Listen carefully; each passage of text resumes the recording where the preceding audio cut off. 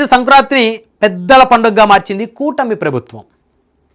ఈ సంక్రాంతి పెద్దల పండుగ. వాలంటీర్ దయపై ఆధారపడాల్సిన అవసరం లేదు. వాలంటీర్ వచ్చి ఇంటికొచ్చి పెన్షన్ ఇవ్వాల్సిన అవసరం లేదు. ఎవరిని వేడుకోవాల్సిన పరిస్థితి లేకుండా నేరుగా అవ్వాతాతల ఇంటికే 4,000 రూపాయలు పెన్షన్ ఇస్తున్నారు. నేరుగా ఇంటికి వెళ్ళేసి ఇస్తూ ఉన్నారు. కుటుంబ పార్టీ నాయకులు ఇస్తున్నారు. ప్రభుత్వ ఉద్యోగులు ఇళ్ళకెళ్ళి పెన్షన్ ఇస్తూ ఉన్నారు. కొత్తగా వాలంటీర్లు అవసరంలా. వాలంటీర్ లేకపోతే నడుస్తుందా సిస్టమ్ అన్నారు. వాలంటీర్ లేకపోతే అసలు ఏమైపోతుందో ఈ రాష్ట్రం అన్నారు. వాలంటీర్ లేకపోతే ఏ పని జరగదన్నారు. వాలంటీర్ లేకుండానే జరుగుతుంది ఇప్పుడు. అయితే నేరుగా అవ్వాతాతల ఇంటికి 4,000 రూపాయలు పెన్షన్ ఇస్తున్నారు. కూటమి వచ్చాక తొలి సంక్రాంతి 2025.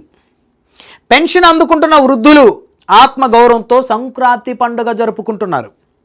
ఒకప్పుడు పెన్షన్ కోసం వాలంటీర్ వస్తాడా రాడా, ఫోన్ చేస్తాడా చేయడా అని అవ్వాతాతలు ఎదురు చూసేవాళ్ళు. అంటే వాలంటీర్ ప్రతి 50 ఒక వాలంటీర్ ఉంటాడు. ఆ వాలంటీర్ కోసం ఎదురు చూపులు. కానీ కూటమి వచ్చాక పరిస్థితి మారిపోయింది. 2025 జనవరిలో సంక్రాంతిని ఘనంగా జరుపుకున్నారు పింఛన్దారులు. ఎందుకంటే కూటమి నాయకులు